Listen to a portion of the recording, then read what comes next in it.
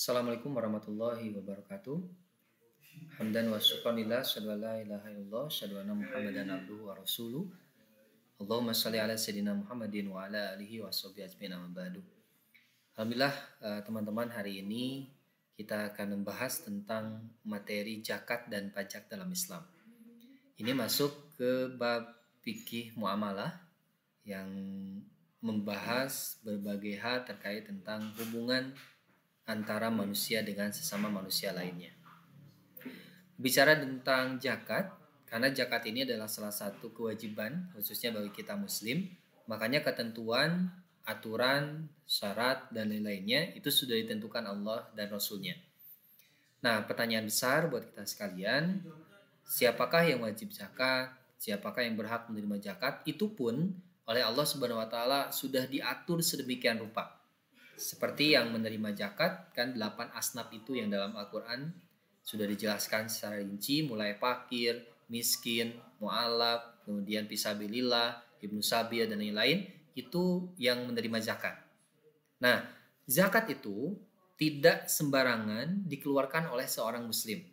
Ada ketentuannya, setidaknya ada 2 istilah berkaitan dengan yang disebut dengan zakat. Ada yang disebut dengan haul, ada yang disebut dengan nisab. Nah, haul dan nisab inilah yang memberikan persyaratan bahwa dia wajib zakat atau tidak. Seperti misalkan kalau zakatnya sifatnya itu adalah zakat mal, maka atau zakat harta harus memenuhi standar minimal berapa sehingga boleh dizakati atau harus dizakati. Sehingga tidak semua barang, tidak semua harta kita harus dizakati. Kalau memang tidak sesuai, belum mencapai nisab dan haul, maka itu tidak perlu dizakati. Nah, apa itu nisab? Nisab itu adalah batasan ya harta atau barang yang ketika misalkan sudah sampai batasan ini maka harus dizakati. Seperti misalkan batas emas 96,8 gram, maka emas itu ketika misalkan dimiliki belum sampai 96,8 gram, maka belum sampai nisab sehingga tidak perlu zakat.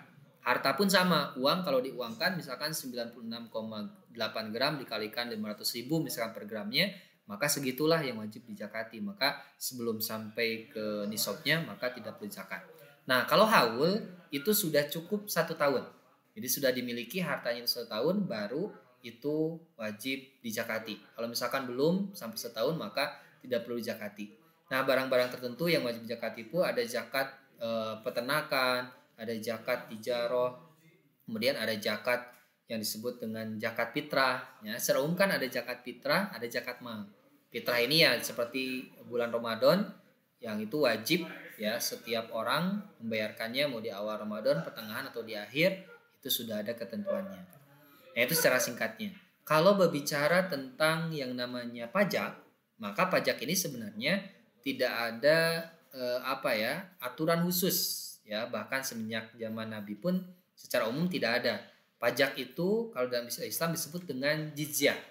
Jizyah ini upeti yang diberikan atau ditekankan kepada seorang non-muslim yang hidup di sebuah negara Islam. Nah, baru mereka mendapatkan jizyah. Ya, harus membayar uang atau tertentu diberikan kepada negara, itu sebagai wujud negara memelihara terus negara Islam memelihara non-Islam di negaranya.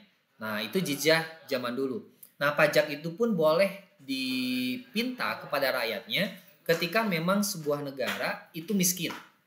Ya, seperti pernah ditekankan atau pernah dibebankan oleh sahabat atau khalifah Umar bin Khattab, ya, ada kesulitan ekonomi pada saat itu sehingga dipungut tuh rakyatnya untuk kebaikan negara, maka itu diperkenankan. Nah, sehingga boleh tidaknya pajak, terkhusus dalam hari ini sifatnya zaman milenial, itu tergantung pajak itu digunakan untuk apa. Kalau misalkan untuk kegiatan kemaslahatan untuk membangun jembatan tol, jembatan dan lain-lain, maka dipastikan itu karena unsur kemaslahatan, maka kita wajib sebagai ketaatan kita kepada negara. Ada ayat menjelaskan kan, ya ayyuhallazina amanu atiullah wa atiur rasul wa ulil amri minkum. Ya. Taat pada Allah, pada Rasul, dan ulil amri. Nah, ulil amri ini adalah pemerintah. Nah, maka ketika ada kebijakan, kebijakannya jelas ya, maka kita sebagai warga negara yang baik maka harus membayar pajak. Nah, ini juga berdampak kepada kita nantinya kalau misalkan tidak membayar pajak kan akan madarat. Misalkan rumah kita akan disita, kendaraan kita akan disita, maka lebih baik mengambil kebaikan dibandingkan kemadaratan yang akan kita terima. Nah, itu kaidah dalam usul fikih. Sehingga intinya pajak itu boleh ya, asalkan memang kita yakin bahwa pajak itu digunakan negara untuk memenuhi kebutuhan-kebutuhan negara. Ya, urusan pajak ini diselewengkan seperti pernah banyak kasus di media sosial ataupun pernah ada kasus di berita ya, uang pajak diselewengkan dan lain itu adalah urusan para pejabat dan Tuhannya. Urusan kita adalah kewajiban kita taat pada ulil amri, kepada pemerintah, maka sudah cukup. Tidak perlu berpikir bahwa pajak itu diselewengkan sehingga kita tidak boleh sama sekali membayar pajak. Nah, itu ya, jadi tanggapan Islam membolehkan dan sekaligus menganjurkan membayar pajak karena itu untuk kemaslahatan umat. Nah, pajak yang tidak diperkenankan seperti di masa Romawi. Di masa Romawi itu pajak dibebankan kepada rakyatnya, kemudian uang pajaknya itu, hasil pajaknya hanya digunakan oleh segelintir orang di istana pada saat itu misal. Ya, maka itu adalah haram. Dan pajak yang tidak diperkenan pun adalah pajak yang tidak jelas aturan dan syaratnya. Misalkan pajak preman ya, di kendaraan misalkan tiba-tiba bayar pajak entah uangnya kemana kan gak jelas. Untuk pribadi kah atau untuk keamanan dan lain-lain kan belum jelas. Nah, itu yang kemudian diharamkan. Begitupun pajak dalam Islam sebenarnya kalau kita lihat di negara-negara yang sudah baik ya mengurus antara zakat dengan pajak, maka integrasi keduanya itu sudah masuk atau dimixkan. Contoh misalkan orang yang sudah membayar zakat di sebuah negara itu maka pajak itu tidak. Nah, ada sebuah negara yang sampai kalau nggak salah Malaysia ya. Jadi orang-orang yang sudah membayar zakat maka pajak itu tidak usah membayar pajak. Nah, ada yang seperti itu. Artinya pengurusan kemudian dari sisi manajemen pemerintahannya sudah baik, maka itu yang ideal. Jadi orang-orang Islam yang membayar zakatnya ketentuan syarat berlaku dan pajak mungkin bagi non muslim kalau dia negara Islam. Tapi karena kita bukan negara Islam, ya seperti tadi disampaikan pada pertemuan awal, maka sebagai warga negara yang baik, maka pajak kita bayarkan sebagai wujud kita taat kepada ulil amri. Nah, yang hari ini realitanya kan banyak juga yang terjadi ya, yang kita alami juga. Kadang kita masuk ke sebuah tempat makan. Nah, tempat makan kita makan di sana ada pajak yang disebut dengan PPN misalkan 10%. Nah, seperti itu kan. Sebenarnya kalau kita lihat kan pajak itu seolah-olah kita dipaksa. Nah, seolah-olah kita dipaksa untuk membayar padahal kita sebagai konsumen di sana. Nah, harusnya produsen atau si yang punya toko, si yang punya perusahaan itulah yang kemudian ada ketentuan pajak di dalamnya. Nah, ini ya yang kemudian harus kita atur ya bagaimana regulasinya, bagaimana ketentuannya agar memang tidak seperti ini. Nah, itu ya. Jadi bisa kita koreksi dan lain-lainnya. Tapi intinya pajak dibolehkan dan sekaligus kita selaku warga negara yang baik dan taat kepada ulil amri atau pemerintah, maka membayar pajak itu adalah salah satu kebijakan ya, sangat bijak. Seperti ada istilah orang bijak bayar pajak. Nah, itu ya ada ungkapan seperti itu.